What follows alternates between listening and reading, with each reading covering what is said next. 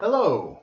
Okay, some of you may have watched the previous tutorial video where I talked about blues a little bit in relation to jazz, but I didn't really go much into blues because it was a video about jazz.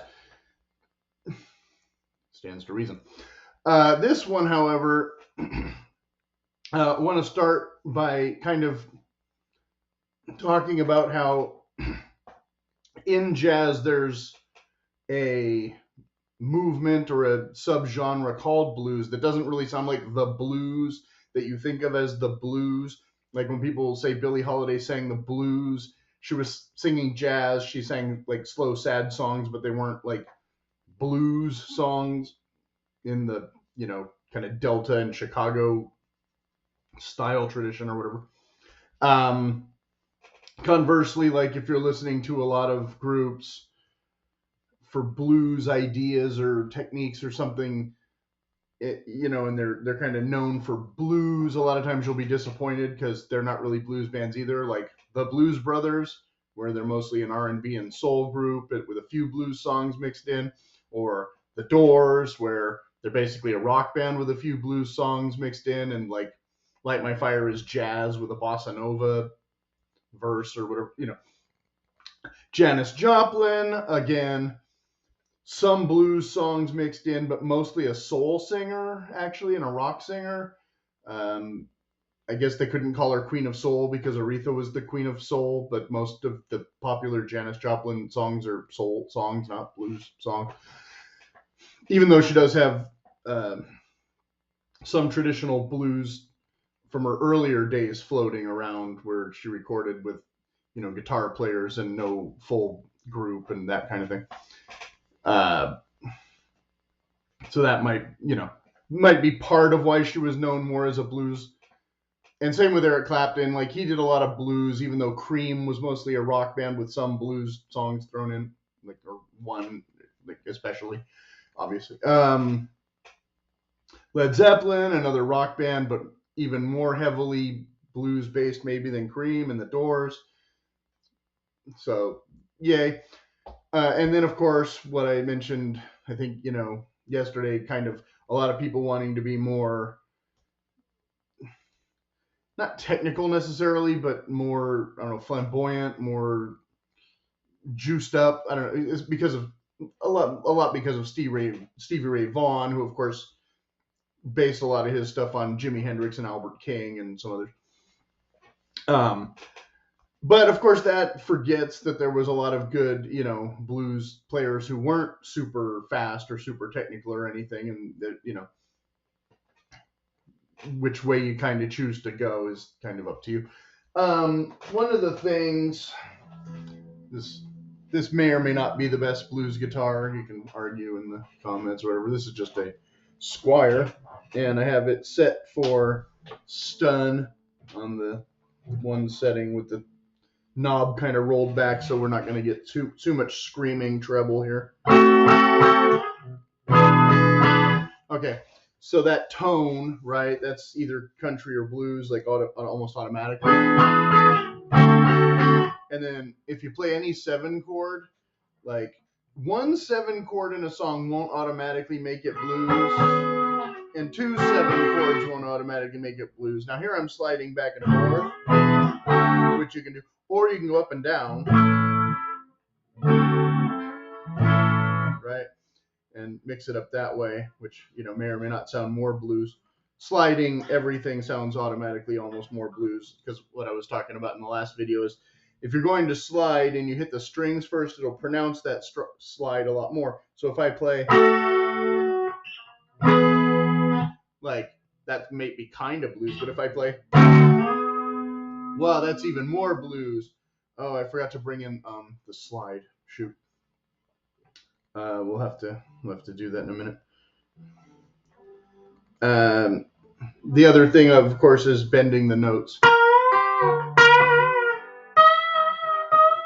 And as I said, if you do that often, like, or a bit in a song, like if you get kind of lost, you can just sort of bend the note, and nobody will know, that you're that you don't know what the hell you're about to play or what you're trying to play. And you can kill a fair amount of time with that. everybody else is just jamming along, and you're just like, and everybody will just assume that you know what you're doing. But if you want to sound more like B.B. King, then you don't slide. You kind of have to. This is really hard to show on camera. I'm hitting the wrong string. And that he does this more vibrato thing. And so if you want everyone to know that you're copying B.B. King, you can do that. Otherwise, you have to bend the notes, or it won't sound blues, and everybody will think you're terrible. I don't know how much other music there is where you really bend a lot of notes. I think surf music, you do a little bit, but you might do it more with a whammy bar. And heavy metal, again, a lot of bending, but also a lot of whammy bar sometimes.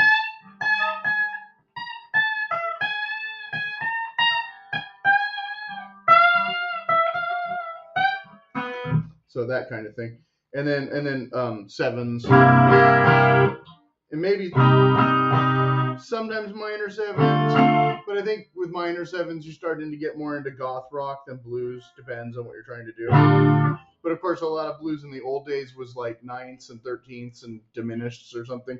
And now, like, that's like, oh no, what are you doing? You're not playing blues again.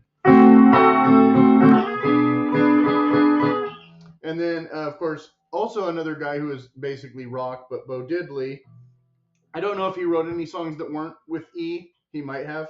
But I don't know if I can do his strumming pattern, like if it's copyrighted or not. But something along those lines. And then Buddy Holly came along and kind of made a song out of it too, and then that song got popular. And so, but you're supposed to like,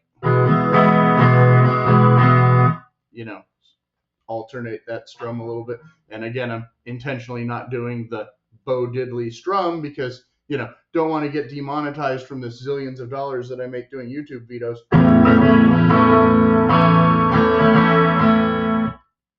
Ha ha.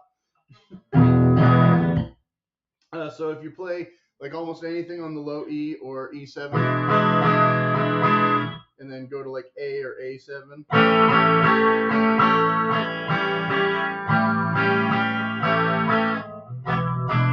you can figure out which one you like the sound of better. But if you put like those two together, like you can write 800 blues songs.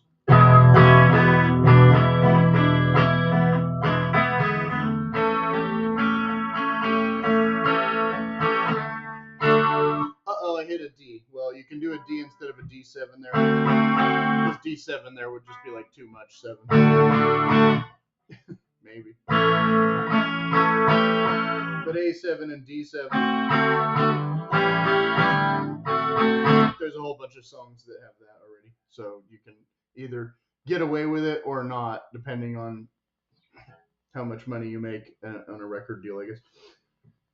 And then G7 is like, that might not be totally in tune. That one you don't hear as much. That's just like for, filler. You might hear it like in an old Lead Belly song or something, but nobody knows who he is anymore. So you don't, need to worry about that.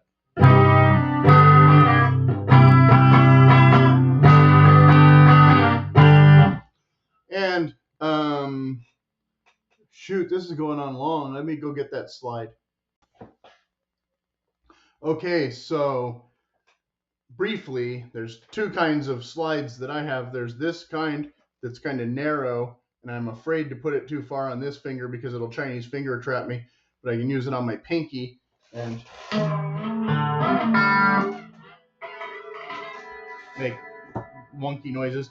And this one I actually bought at a music store that cost way more, and it's for guys with bigger, fatter fingers, I guess. I can put it on this finger if I really want to. That sounds a little better. Obviously not. There you go. Space age fun noises. And this one's, brass, and this one is something else. So depending on the size of your fingers or how much you're willing to stick your knuckles in a piece of metal, you can look around for something that will make you some bluesy noise.